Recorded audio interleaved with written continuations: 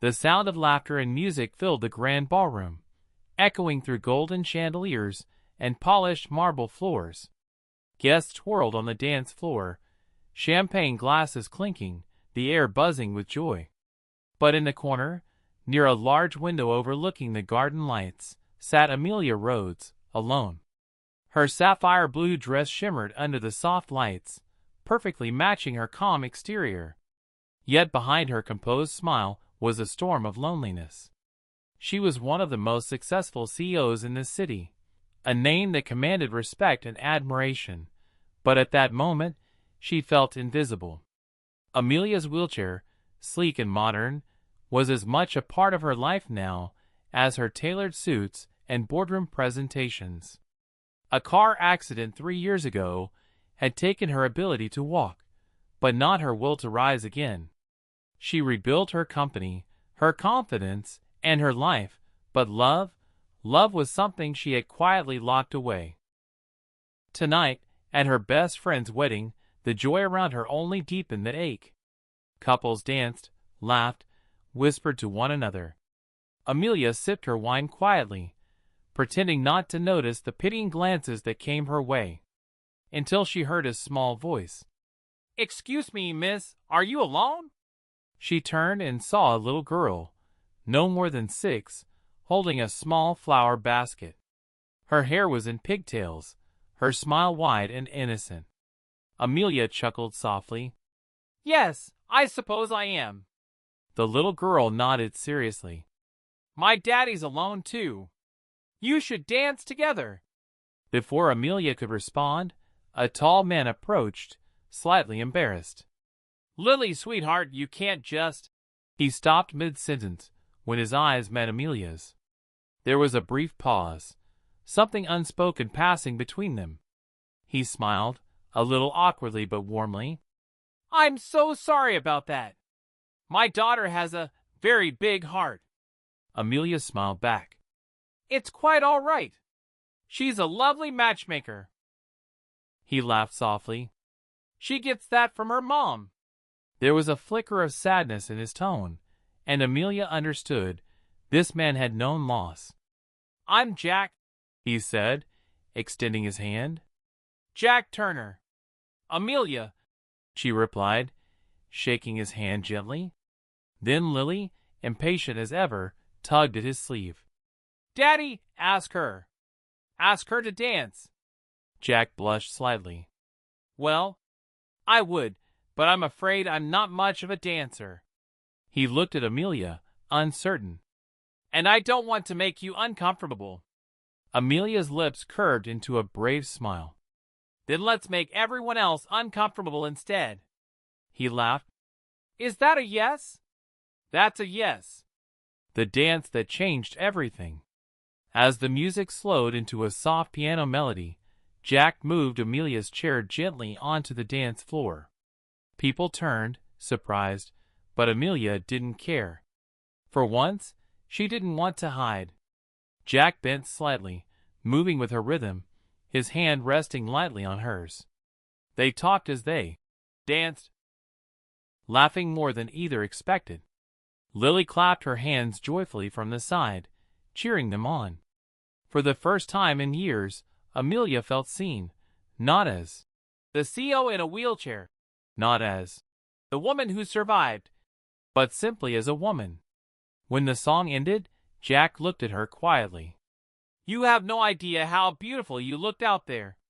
Her heart skipped. "You're not so bad yourself," she replied with a teasing grin. He hesitated. "You know, Lily's been having a tough time. Her mom passed away 2 years ago. She's been quiet lately, but tonight she hasn't stopped smiling since she met you." Amelia felt a lump form in her throat. "She reminds me of me when I was little, before life got complicated." Jack's eyes softened. "Maybe it doesn't have to stay complicated." Challenges they faced. In the following weeks, they started seeing each other. Coffee dates, park walks, evenings at Jack's small apartment where Lily insisted on showing Amelia her drawings. But not everyone approved. Whispers spread in Amelia's corporate circle. The CO dating a single dad? He's probably after her money. What would investors think? Even Jack's friends warned him. You're dating Amelia Rhodes? The millionaire? Be careful, man. People like her live in another world. Those words hurt both of them. Amelia had fought all her life to be treated as an equal. Now, she was being judged for opening her heart. One evening, after a particularly harsh article appeared online mocking their relationship, Amelia called Jack in tears. Maybe they're right, she said. Our worlds are too different. Jack drove to her house without saying a word. He found her sitting by the window, staring out at the rain. Amelia, he said softly, kneeling beside her chair, you've spent your whole life fighting for your place in this world. Don't let them take away the one thing that makes you happy. Her eyes glistened. But what about Lily? I don't want to complicate her life. He smiled gently. She told me today, Daddy, Miss Amelia makes you smile again. I think that's all the complication she needs. The turning point. Weeks later, Jack and Lily were invited to another wedding, this time as Amelia's guests. When the music began, Lily ran to Amelia's side and whispered, Can we dance again? Amelia laughed, wheeling herself toward the floor. This time, Jack joined them, holding both their hands as they spun slowly under the lights. The crowd watched, not with pity, but admiration. The sight of them together, laughing, living, loving, it was pure and real. Then, right there on the dance floor, Jack knelt, not because she was in a wheelchair, but because he wanted to look into her eyes. He held out a small velvet box. You once told me that love makes you feel like you're standing again. Amelia Rhodes, will you be my forever date? Tears welled up in her eyes. Yes, yes, I will. Lily squealed with joy, wrapping her arms around both of them. Resolution and message. Their love wasn't a fairy tale. It was built on patience, trust, and courage. Amelia continued to lead her company, while Jack continued to teach music to children. Together, they built a family where love wasn't defined by appearances, power, or status, but by kindness. At every wedding they attended after that, people would whisper, not out of pity, but admiration, for a love story that broke boundaries and healed hearts. Because sometimes, the most beautiful beginnings happen when someone dares to sit beside you when the world looks away. Speech Balloon, tell us in the comments.